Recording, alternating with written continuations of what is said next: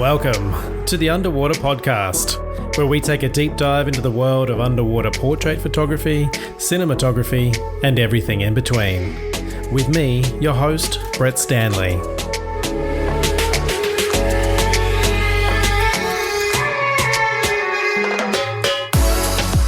Welcome back to the Underwater Podcast, and this week we're slipping on the mermaid tail and chatting with Linden Wolbert.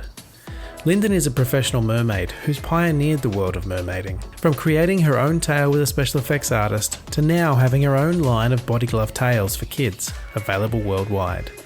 She talks about how she moved from behind the camera as a wildlife filmmaker to being in front of it and presenting her own educational program to help kids understand the ocean better. We discuss her work as an underwater stunt person and how she got to work with Westley from The Princess Bride. Okay, let's dive in.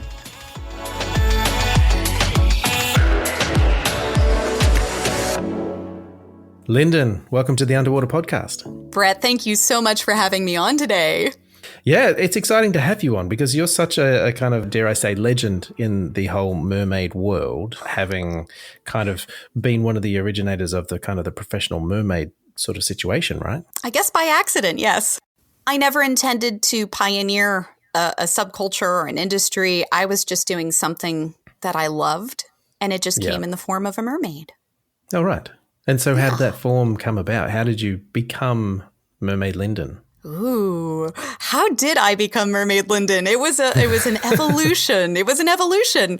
I was obsessed with the underwater world and all things nature, really, from the time I was a little sea squirt. Nice. As a child, I grew up, my parents were always very supportive. If my sister or myself took an interest in anything at all, they'd say, oh, okay, we'll get you a book about ladybugs if you like ladybugs or anything like that. And I always was just very enchanted by the underwater world and watching, of course, I grew up in Amish country, Pennsylvania. I was not Amish. We were not Amish, but we were in that dwelling. We didn't have cable for much of my youth. And so we had 3 channels like you do in the US if you didn't have cable back in the 80s.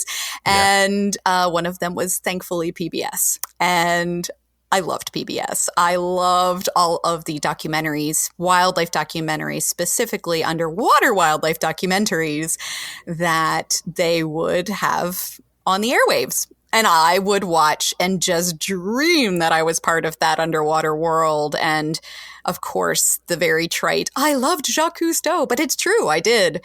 And Marty Stauffer's Wild America. So I would just read books about fish and aquatic wildlife and just by happenstance memorize species and find favorite animals and, as I now call them, celebrities. I get more excited seeing a species I've never seen before than a celebrity on land, Yeah. I work with a lot of celebrities. I have in the past. I probably will in the future. But I get much more excited about animals and habitats. I'm a science geek. And so as a kid, you kind of into the underwater world. Were you kind of thinking of a career in that? I did. From a young age, I wanted to be a wildlife cinematographer and filmmaker. So that was my initial pursuit. So my evolution of becoming Mermaid Linden started forming, unbeknownst to me, when I decided to go to film school. I went to Emerson College in Boston, and I studied film and environmental science. I took every science course they offered, and I became so excited at the idea of knowing at the end of my senior year, my final semester would be spent, if I was accepted into the program, the Los Angeles internship program that Emerson offered. So I knew I was coming out here. I was accepted. And so I moved from, the bitter cold Northeast, which was so amazing, to come to LA, saved up my little sand dollars. I worked as a residence director. After I graduated through the program myself, I was hired as the residence director. And I did that for a time, miserably, unfortunately, being in an office. And I became certified as soon as I had the money saved up to do scuba diving certification. So I became a PADI open water diver and very rapidly kept doing training and eventually became a master scuba diver. And I really just loved it so much. And I'm a very energetic person. And so people started in the scuba world seeing me, and lo and behold, I was offered a job as a PADI model. So PADI hired me, and for some time, I eventually quit my job as a residence director to pursue this underwater dream of underwater wildlife documentary filmmaking, being an underwater model and being paid to travel around the world with PADI. Wow. My skills were obviously very honed in. We had to demonstrate perfect skills for manuals and training materials for PADI scuba divers, which I was in a bunch of them. It still appear in a couple of those little That's really manuals. Cool. Yeah, it's pretty funny. And I became aware of the sport of freediving. Right. And I didn't know it existed. Oh. And it blew my mind. You know, from Amish country, Pennsylvania to Boston, you don't really hear about freediving. It wasn't very prevalent. And when I found out about the sport of freediving, and then I was asked to help film an underwater documentary about freediving in the Cayman Islands, and that's really when the light bulbs went off. I was on scuba filming these gorgeous, elegant, graceful, fit, just elite athletes diving and plummeting into the depths with monofins. There it was. Oh my gosh, monofins. So cool. I thought it was the neatest thing I'd ever seen. And having grown up as well, I was a competitive swimmer growing up. I forgot to mention that. I always loved the water. So I swam and went to the beach and loved it. But then seeing these freedivers, I was like, holy sea cow. These people are it's just the most beautiful motion I've ever witnessed underwater. And I thought, wow, they look like mer people.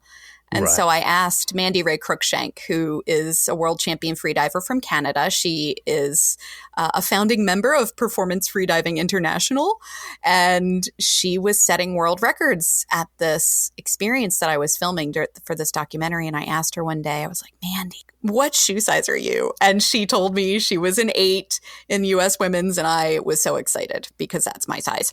And I said, can I please try your monofin? And she let me try it, and that was it. I just instantly knew I have to find a way to make a mermaid tale, because what better way to teach children about the ocean, which was what I wanted to do through documentary filmmaking, than as a mermaid who's half ocean creature and half human and can speak on behalf of those ocean animals who have no voice to the top half of the body, which is a human. So I just had, it's like Las Vegas lit up over my head, bing. And I had no idea how it was going to happen. No idea how I would materialize this monofin into a tail. And I had to save up to buy one. They're very expensive. They're very delicate. Was there such a thing at that point? Or like, was it something you could buy off the shelf, or did you have to kind of get it made? There were not really any kind of mass-producing tail makers in the world at that time, to my knowledge. There were a couple of bespoke tail makers who would make, silicone, like for prosthetics for films. It was like a super expensive thing. Like I knew of Tom the Tail Man. I knew of various people who had worked on films or commercials where a mermaid tail was needed, and they would have either made a silicone, or not even silicone at that time. They were using I don't even know, different rubbers and materials, sometimes fabrics, but I did not know how I was going. At first I thought, I'll just use neoprene or fabric and I'll paint it with puff paints or add I didn't know. And there was no tutorial for anything like this. There was nothing. I scoured the internet. I scoured YouTube. There was nothing. And I was like, okay, how am I going to do this? And like with everything in my life, if I know what as I call it, my Z, my final destination, the end of the alphabet, I know what I want. I know what my goal is. Suddenly, the universe, whatever, just lines it all up for me. And this was no exception. A friend of mine had an extra monofin and was like, hey, I don't use this old monofin anymore. Do you want it? So I got a monofin. I had a perfect monofin, and it is the fin that ultimately went into my first tail. Then a special effects artist magically found his way into my existence via a college friend who had met this guy who said, I want to make an underwater music video. And my college friend was like, oh my gosh, my friend Linden is doing underwater cinematography and work. Like she's filming underwater. She's a diver. She can help you with this. And it's so happened when I met this gentleman, Alan Holt, who wanted to make this music video and was going to just pepper me with questions. I said, so what do you do? Are you a filmmaker? He's like, no, actually, I'm a special effects artist. I was like, what? Yeah. You are? That's awesome, because I need you to help me. So there it all is. It's like, boom, there was the monofin. Boom, here's the special effects artist who actually wanted to do this project with me and had the desire to really explore it. Because mermaid tails they're not easy to make, as it turns out. No. So what was the process of getting that made? Because I assume you had this monofin that you wanted to build it around. Yeah. So I had quit my job, obviously, at this point at Emerson, Los Angeles as a residence director. And I temporarily moved into a room above the garage at my parents' house so that I could start this pursuit of underwater filmmaking through the vessel of a mermaid, not knowing how I was going to do it. And so out in the yard at my parents' place, Alan would come over and we started, and I'm gradually getting materials and we're strategizing. I did all this research because, again, there was no tutorial out there or nobody had really put anything into public discovery of how to make a mermaid tail. And Alan had experience with making other underwater special effects projects, but never a tail. And I had a high demand. I wanted a realistic looking, resilient, form-fitted, solid piece of equipment that was beautiful, functional, resilient, but also I didn't want my knees to be visible, my ankles and my heels to be visible, my legs to be obvious. And so I was asking, it was a tall order, and Alan was up for it. So I was like, this is great. So we started by basically I researched what I wanted it to look like. I had to know what I wanted the outcome to be. Again, I needed my Z to have the other letters from A line up to get me to that Z. And so I did a ton of research on fish and sharks and wildlife. And I also didn't want my tail to look like how I guess at that point in time, traditionally people think of a mermaid tail, which is sort of the fluke is shaped like a whale or a dolphin or, a cetacean. I wanted my little design turned out to be basically a circle, a half circle, a crescent. And I chose that because I actually used a term that was coined after I did this, biomimicry. I imitated nature. I wanted not just a unique visual tail that only if you even saw the silhouette of it, you would say, oh, that's Mermaid Linden, because there's no other mermaid tail like it. But also one that would be really powerful. I like going fast in the water. I like using a modicum of effort and propelling. And this tail does that. And it was a process, Brett. It took 7 months. It took, I don't even know how many actual man hours and woman hours because Alan was coming over. He was working on Terminator Salvation at the time, doing special effects on that movie. Yeah. And I was working on sculpting scales during the day. We started with a fiberglass mold of my body, and it was very complicated. We made fake legs, Linden legs, and then piled clay over top of it, hand sculpted the scales, which again, I looked at different fish and chose the type of patterning I wanted. I didn't want it to be perfect. So it's not, if you look closely at my silicone tails, you'll see that it's imperfect, which is like nature, I wanted something very streamlined, hydrodynamic, no frills. So my tail is very minimalistic. It's very sleek. You cannot see my knees. You cannot see my heels, but it is on land, it's cumbersome. But I'll tell you, I love it. And we have since made 2 other tails from that original mold. That fiberglass mold has now made 3 mermaid tails. Tail 1.0, the original. Tail 2.0, which actually got heavier because we replaced some internal neoprene that lined tail 1.0 with solid silicone. So it was more neutrally buoyant in the ocean, for example. I made a mistake and it was a little too buoyant in salt water, the first iteration. So I had to strap lead between my legs. Oh, man. Oh, wow. It was pretty gnarly. So, we learn. Engineering is part of the process of creating these tails, at least in the version I wanted to create. So Alan was amazing. I learned so much. He let me have hands-on participation in the entire process. And so by nature of building this tail, I became like an apprentice. I feel, in special Yeah, effects. totally. And, You would have learned a lot of the processes in there. Yeah, it was great. So, the final version of it, I do. I love my design, and it's still the design I use today. It's my signature, and I love it. That's amazing to have, this light bulb moment, like you say, and then to come to something that is you're having a very intimate relationship with this tale. Like it is your craft. Like this is your main tool for your career, right? Yeah, I mean, I call it my baby for a reason. Yeah. It really was my firstborn. Exactly. And subsequently second and third, because now I have 2 silicone swimming tails and then 1 land tail that we made out of a lightweight foam latex material that is a replica. So, I was going to ask if you did have one that was less functional for land, because you obviously don't need a monofin and all that sort of stuff in there because you just need to look the part. Yep. But yeah. that's what you did. We did. And the land tail, what initiated that was actually I had a residency at the LA County Fair.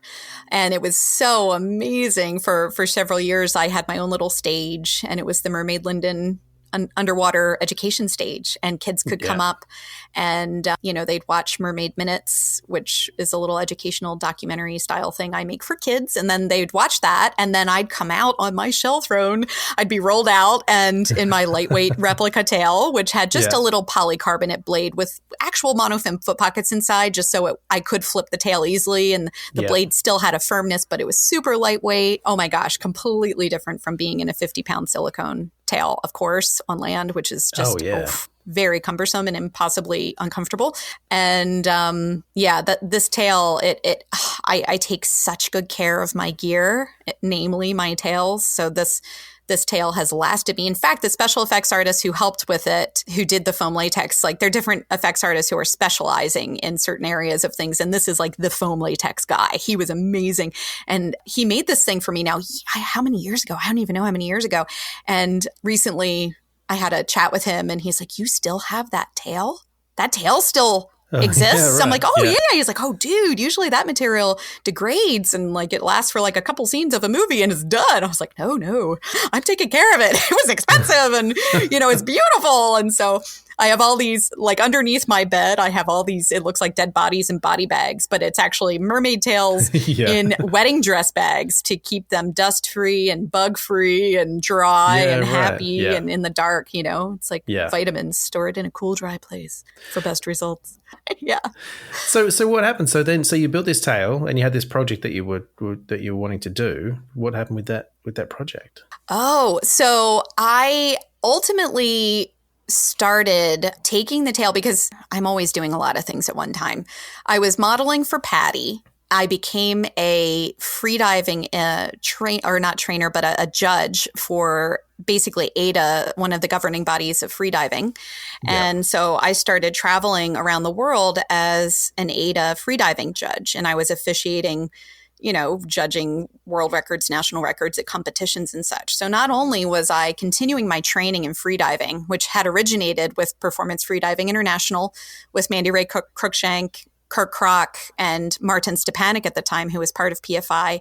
And then we branched off and created freediving instructors and trainers, which is now known as FII. So little known fact, I actually helped Martin with the inception of his freediving agency that he now has, FII. I did a lot of crazy things in the interim of doing this in freediving as well. So yeah, doing modeling for scuba, starting freediving agencies, training as to become a judge, and then officiating as a judge at competitions.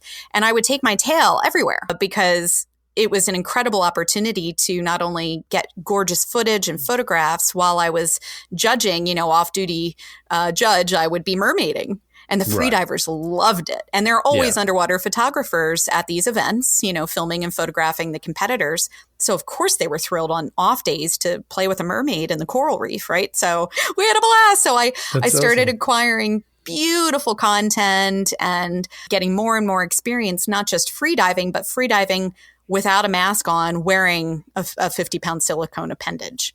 Getting used to buoyancy, understanding angles, knowing where is the shooter and how can I best accommodate between this sea creature or this coral reef and myself. And having come from being behind the camera prior to being suddenly a model, which was never really my intention. And I don't really, interestingly, love doing modeling. Like, I always feel pretty uncomfortable in front of camera, but the images and the footage, I would see it afterward and be like, oh my gosh, this is so great for teaching kids.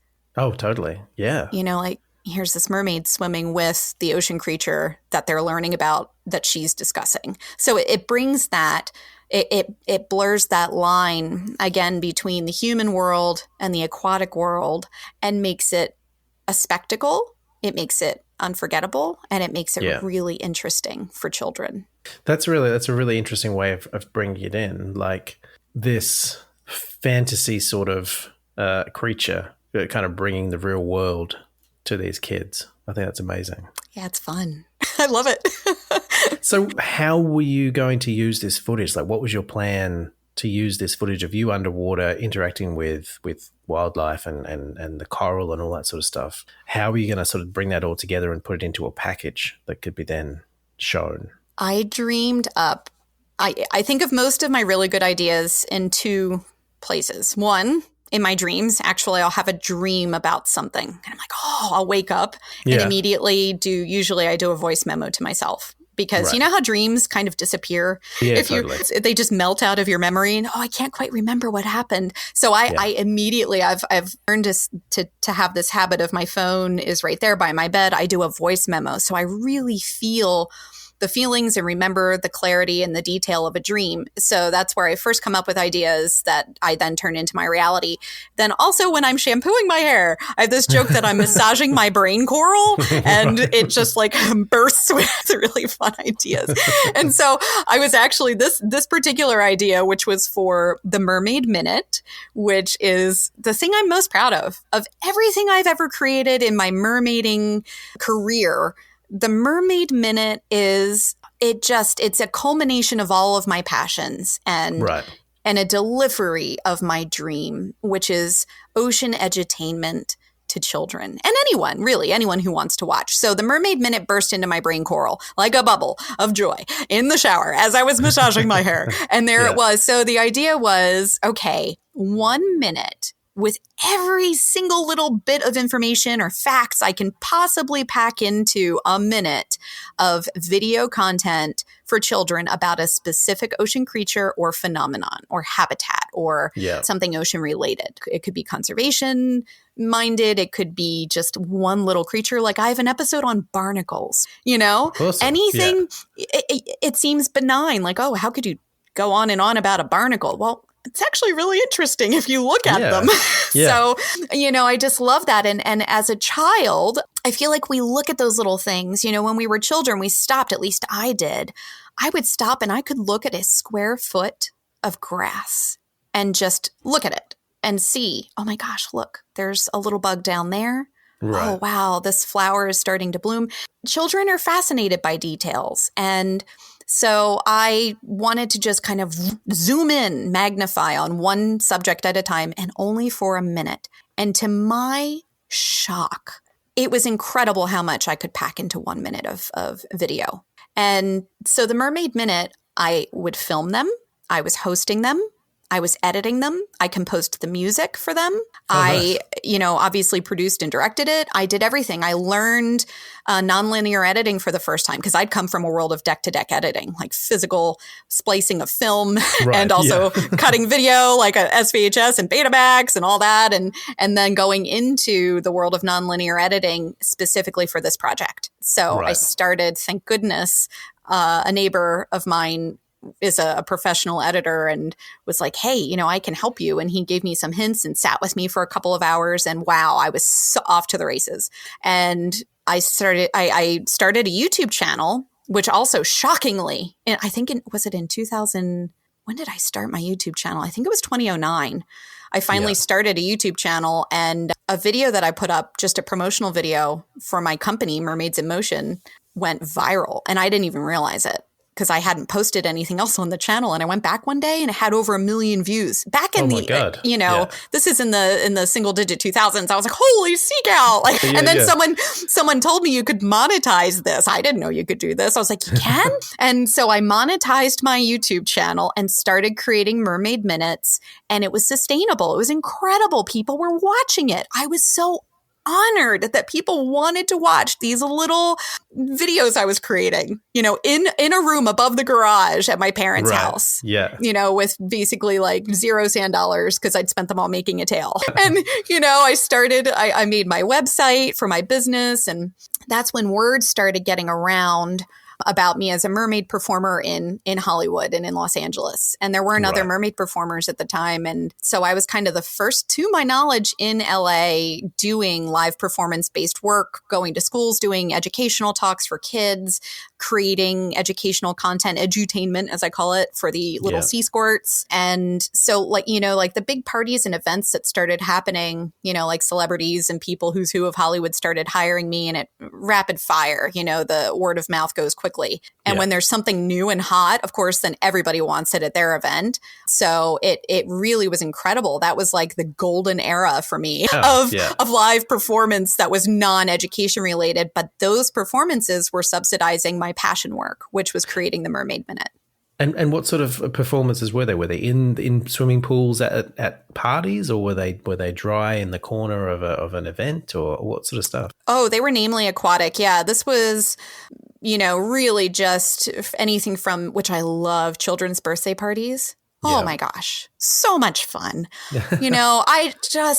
Little kids who are excited about anything are the sweetest. And their enthusiasm is contagious. Their eyes light up. They are smiles for miles. And to be the mythical creature that shows up in their backyard pool and surprises them and all their friends and puts little mermaid fins on them and teaches them how to swim like mermaids and play games and just have true magic in their life, especially young children who believe in mermaids. Right. Oh, there's nothing sweeter.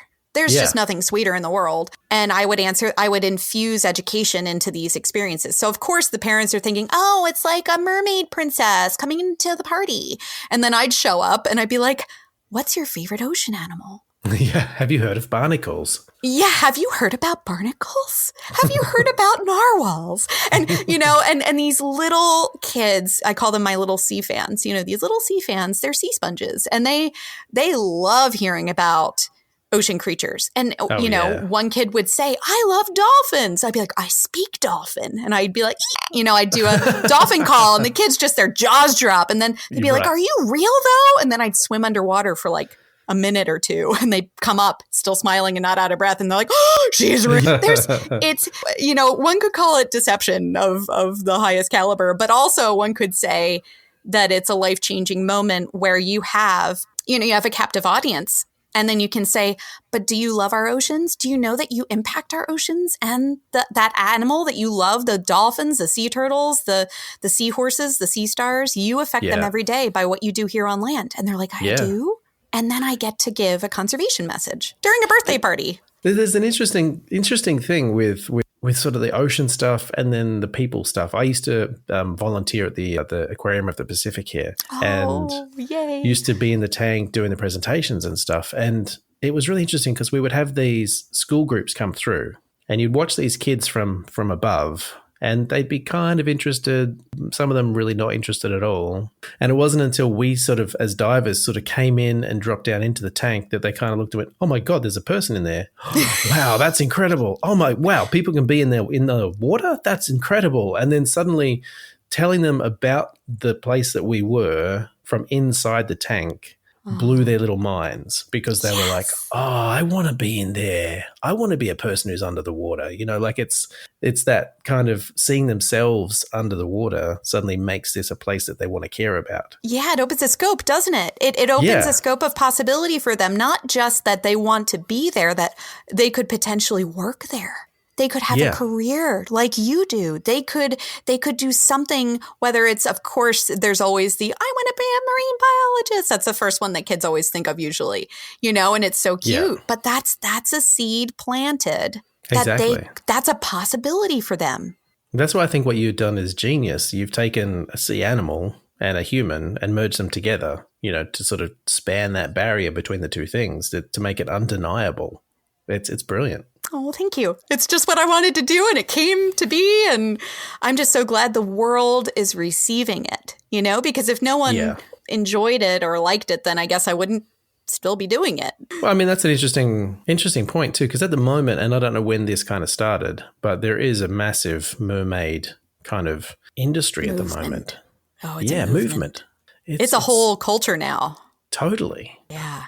How does that feel to you to sort of have done something so early on, and then to now see how big a groundswell this is in terms of the mermaid movement? So fascinating to have been almost like a fly on the wall, even though I was and have been actively mermaiding for, the better part of 20 years now. Frighteningly, it's like it still shocks me and delights me and tickles me when I walk into a store, for example, like a shop that has gifts and there are mermaid things everywhere. This just was not how it used to be. And, just this explosion of mer culture and the subculture of it. And there's so many categories of it as it's become more popular. So yeah, there was sort of this explosion of tail makers and content creators and people kind of hobbyists who bought tails and many people who are doing it professionally or making money from performances or however they're doing it. And, I kind of joke around that I was an artist who then started to have to learn business. And now I feel like the table has flipped and the scale has just gone boom. And I'm now a business person who is also an artist. But out of necessity, yes, watching all of this happening and having to really create a business model for which there was not one, to my knowledge, when I started, create documents and waivers and negotiate payments. And I mean, the business behind it is really, it's a lot of work. And I had to gradually learn it. So yes, watching this industry kind of blossoming before my very eyes, especially over the past really 5 to 7 years, I'd say it's really exploding. Whereby, totally. And then and I don't know what specifically made that happen. Was it just timing? Was it just a coincidence? Was it that mermaids started being in feature films more, like Pirates of the Caribbean had mermaids in some of their iterations or versions of their film? Was it that, I don't know. I mean, I got news coverage and things that I never could have anticipated. Things just started, again, falling in my lap. I never pursue PR and it just would come to me. And people just were fascinated by the story, which was cool. Yeah. But wow, I just never could have anticipated how it grew. And then, doing these performances and these parties and these events and creating the YouTube channel, and then suddenly getting the news coverage and then having things come out of the woodwork, opportunities like to design my own monofins. Like, how did this happen? I don't even really know. These things all evolved. And again, having those roots in the scuba industry from when I was modeling with Patty. And then I went to the scuba convention, the world's largest scuba convention, the DEMA show. And I met so many different people, from manufacturers to underwater image makers and filmmakers and researchers and scientists. And so the network of people that I met, I guess in the right niche, for lack of a better term, everyone knew me as the mermaid. And opportunities just came flying at me. Yeah. I mean, because you've started up a partnership with Body Glove to design children's like mermaid accessories, right? Yeah, so it started with children's monofins and little float suits and hoodie towels that looked like mermaids with little tails. And I designed tail skins that are now patented. I'm an inventor. Yeah. I didn't expect any of this stuff. And then I dreamed up the world's first foldable monofin, which just came out on the market for children right now. Just came out last year in 2020. And then, now, and we have adult monofins now too. So now top selling monofins on Amazon, people putting them into their tail company manufacturing processes and designing tail skins to go around the monofins for both kids and adults. Like I never knew I'd get into all of this. Never dreamed it would happen. I mean, how would you think that this was going to happen? Like it's such a, I feel like it's such a perfect storm of good things happening that has kind of made this whole groundswell, you know, and every year I see it because I kind of am in that sort of community as well because I photograph a lot of these mermaids, and every year I just see more and more stuff coming out and more people involved and people finding new ways to change that industry a little bit. Yeah. Absolutely. It's amazing. And you know, it's so fun too, because I think, you know, kind of the originals, I always think of Hannah Fraser, of course, who we were kind of on other sides of the planet from each other, opposite sides. She was in Australia and I was here. And we started at pretty much around the same time doing what we were doing, unbeknownst to each other. And then when our paths finally crossed, I was like, oh, finally someone else who understands all this weird stuff that no one else does. You know, how does it feel to have your legs bound together, holding your breath without a mask on, 40 feet below the surface, surrounded by sharks? Oh, you know how that feels. And have to look good and smile. Like, this was the first person that I had met who really, like, nobody else understood. Yeah. Nobody else understood. And then there was Medusa Marina, the fire-eating mermaid, who is in Florida. And she was doing just beautiful aquatic dance and just performance work. And so I feel like we were kind of like the first three who were doing something that was mermaid-related full-time. It was our passion and our various ways of expressing that type of performance, or that type of that half fish, half human form.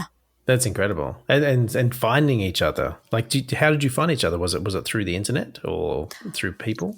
You know, Hannah and I initially connected. I don't know if she remembers this. This is how long ago it was, folks. MySpace.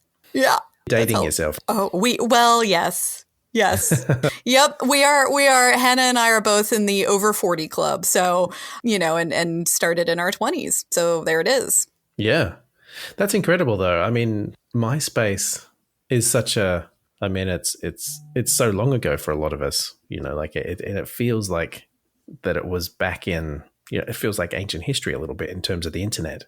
And so did you guys have your own pages on there? Did you have profiles? And is that how you were marketing yourselves as well through MySpace? You know, I had not really marketed myself through MySpace. I had my own website at that point. I think it was someone else forwarded me her page and was like, oh my God, look, there's another mermaid. I was like, oh my gosh, there's a mermaid in Australia. How cool. And, you know, so the first time we actually met, this was so funny. I was in a tea house in Hollywood and I was getting loose leaf tea for a gift for, I think, my mother for Mother's Day, and irrelevant. But anyway, I heard people, I noticed people walked into the tea bar from the entrance and they're chattering. And at this point I knew of Hannah.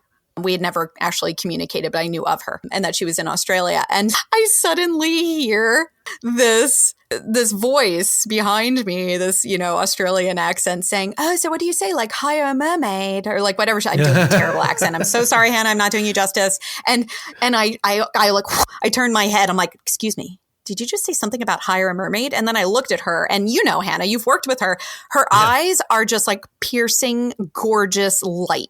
And there was this blonde hair and these eyes. And I was like, oh, are you Hannah Mermaid? I'm Mermaid Linden. Are you in town tonight? I'm doing a performance downtown. Do you want to come?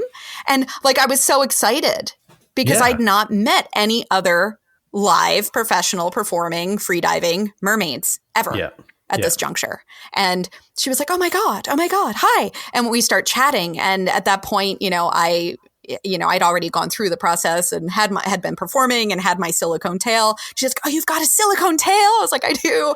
Anyway, it was just like this instant kind of bonding of someone who understands and can relate, that many other people, of course, at this time would look at me like I was an alien. Yeah. When I said I was a mermaid, and here she completely understood. So we since then, of course, have collaborated. We've performed together. We have had some really fun experiences. She is such an incredibly talented woman and just beautiful and incredible in the water, as you know, having worked with her. Yeah. Yeah, Yeah, and yeah. just a lovely person. Like she's just so open and relaxed about everything. It's such a nice thing. Yep. Yeah, she is the definition of a free spirit. Yes. Yep. And so my experience with Hannah, I know, she's done a lot of sort of TV work and movie work as a mermaid. Mm-hmm. And have you done the same sort of thing? Have you been in that side of Hollywood here? I have. Yeah, I have been in a bunch of music videos. I have done underwater stunt doubling. I have been, featured in music videos as myself, as a mermaid, all kinds of different things. I've been in feature films. Like, it's so funny. The one I always laugh about is the film no one knows about because of the Kevin Spacey conspiracies that broke out. But it's like the film that no one ever heard about. But I was so excited because I was in this feature film in the pool, in a tail. And it featured, my favorite movie of all time is The Princess Bride. Right. And in this movie that I was in, which is called, gosh, what was it even called now? I can't remember. We were filming the night David Bowie died in Hollywood. And no one on set, like all the extras didn't know they were in their like 20s. I'm like, oh my God, David Bowie died. And they're all like, who? I was like, no, I'm old. And anyway, I digress. But yeah, Billionaire Boys Club, that's what it was called. Billionaire Boys Club. And so I was in this movie and I was so excited because the guy who played Westley in The Princess Bride was in that movie. And I thought, okay, I can now leave this earth because I've been in a movie with Westley from The Princess Bride. But then no one ever saw the movie, so it didn't matter anyway. But did you? Film. Yeah. Oh, that's so funny. That was so funny. Yeah. So anyway, yeah, I've done a bunch of underwater stunts and music videos and films and commercials. And Hannah and I did a really fun little commercial for Herbal Essences a while ago. We were the stunt doubles for the models who were like these mermaids in the top side. Then we were the ones who were in the actual water doing the things. And we've had some fun little adventures. So are there productions that you're on where you're not a mermaid? Do you do stunt work and double work where you're just a person with legs? Mm-hmm. Yes.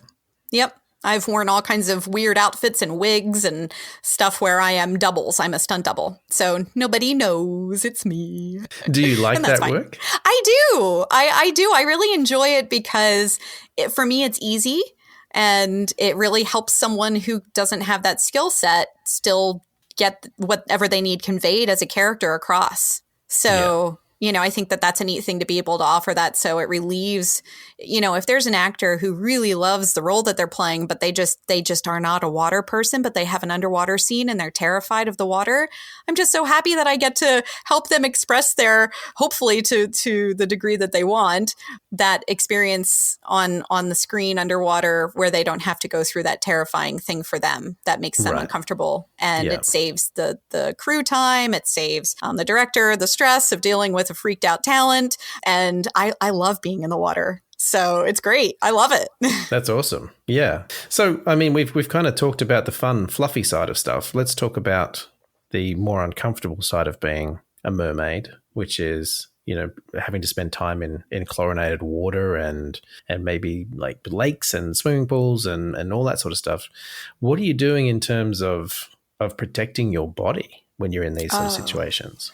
Oh, Brett, there's a thing that I've said in the past, which I'm usually a very positive person and I believe in our words become our realities. But the truth is mermaiding is pain. Yeah. Mermaiding is great discomfort. It is generally, foot cramps, blisters, all kinds of you're freezing cold, muscle spasms, eyes are stinging and burning, sinuses are burning when you flood your sinuses, you're scraping yourself on rocks or sand, depending on if you're in the ocean. Even if you're in a swimming pool that has bad chemistry or is not heated for the length of time you need to be in the water, because, we cool off fast in the water. It's 400 times denser than air, and boy, do you feel it when it's cold. It does. It's bone and tail chilling stuff.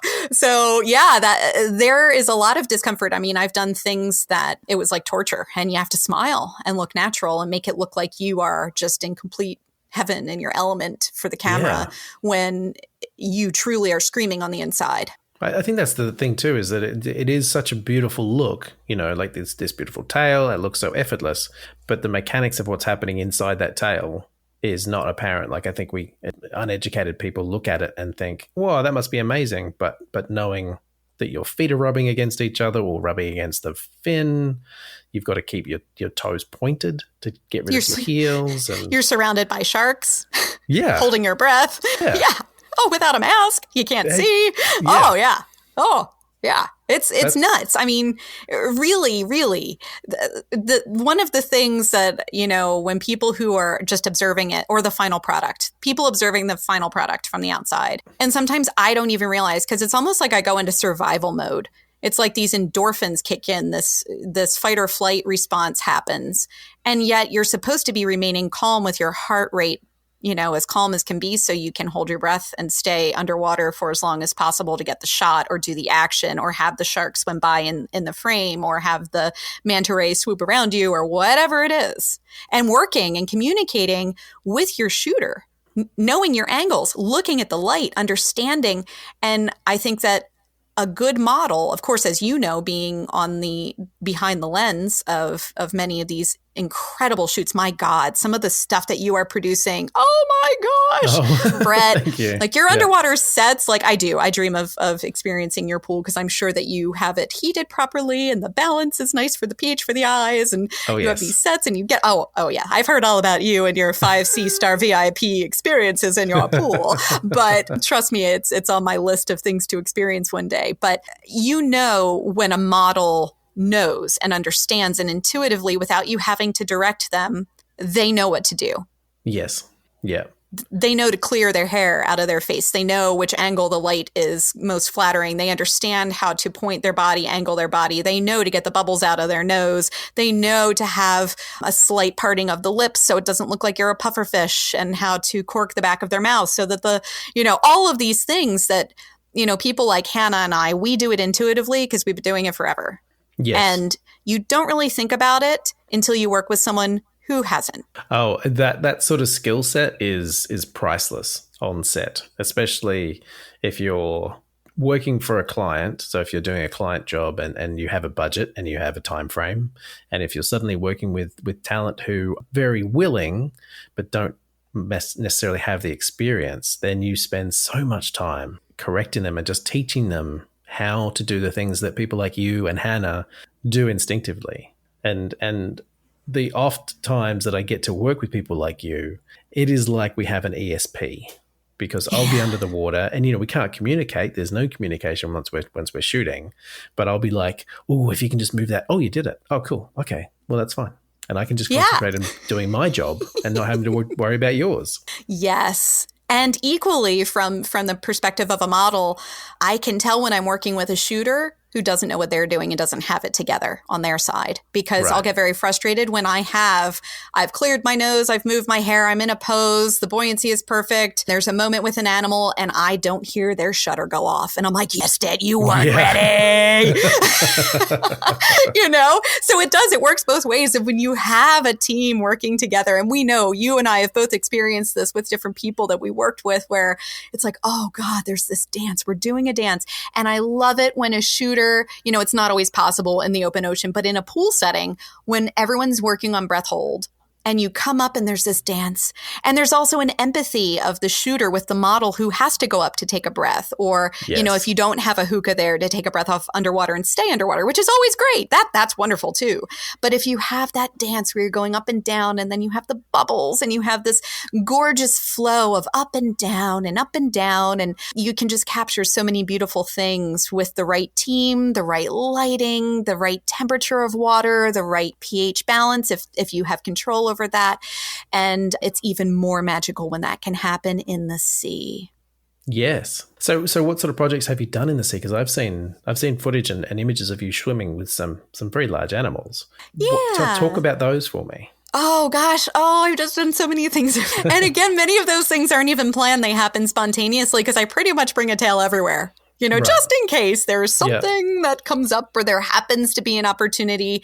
And some of my most magical content and experiences and images and video have come from, really, as I like to say, the sea stars aligning. And, I'll go to a beautiful place, like I go to the Bahamas, or I go to Palau, or I go to Mexico. And of course, I'm in a place where we might see animals, we might see certain things, and the timing could work out. But, oh, wow. Gosh, a lot of it is just, oh, wow, here's an opportunity. Let's go do this. Can you do this? Yes, I can too. Oh my gosh, cool. And people always want to film mermaids. That's never an issue. No one's ever been like, I'm sorry. I just, this mermaid thing. No, I don't want to photograph that. Everyone wants this for their portfolio. So it's always really fun and easy. And I mean, I have dived with whale sharks. I have dived with manta rays. I've dived with a variety of different types of sharks. And gosh, just swimming over coral reefs, Jellyfish Lake in Palau was amazing. Unexpected things come up. Like I work with a lot of wish foundations. This is another favorite thing of mine is doing Make-A-Wish for terminally ill children, or they have a terminal or just a life-threatening illness. And oh my gosh, I swam out of Loch Lomond in Scotland to surprise a little girl. The water was 47 degrees. It was painful. But you know what? I forgot how uncomfortable I was because that little girl was so happy. That's awesome. So this career has taken me into emotional places, geographic spaces, subaquatic experiences, interactions with animals and people that I never could have dreamed upon the inception of realizing that day when I put on Mandy Ray's monofin in Cayman would occur in my future and continues to unfold. Like it continues to unfold, you know, sitting in the bedroom of some like famous celebrity who shall not be named because I signed an NDA, and I'm sitting in their bedroom waiting to be carried out by their bodyguard into their swimming pool for a private event. Like the weird things that have come up and the skill sets too, the understanding of how to move in the water, free diving, special effects work, product and like development and testing, marketing, Instagramming, image creating, editing videos, creating edutainment for children, doing Make-A-Wishes. Like whoever could have dreamed? Not me. I know. I mean, you've done such a, you know, you're Mermaid Linden, but you're so much more than that. You know, you've created this whole industry around yourself, which I think is amazing. Like you've really kind of pushed the envelope, and it's inspiring. It was an accident, Brett. Accidents are the best things. Most of my career is an accident as well. So I love the accidents. That's when the universe is kind of making things happen for you. Yeah, I agree. It's been so much fun. Linden, this has been amazing just to hear your story and just to learn all this stuff that I never even knew about you. This has been edutainment. Oh, hooray! My goal has been achieved. I'm so honored to be on here with you. I mean, Brett, this is truly an honor. I really look forward to the day when we get to work together. I do too, and I've been wanting to work with you for quite a while, just getting those stars to align and then the right project to come along would be amazing. Well, let's make it happen. Sounds good. Thanks, Linden. Thank you, Brett.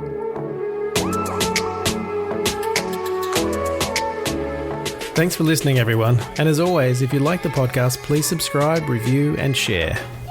If you'd like to support the production of these episodes, you can purchase our very cool merchandise at theunderwaterpodcast.com. We've got branded coffee mugs, stickers, beer cozies, and posters featuring our amazing illustration and logo by Joe Hodino.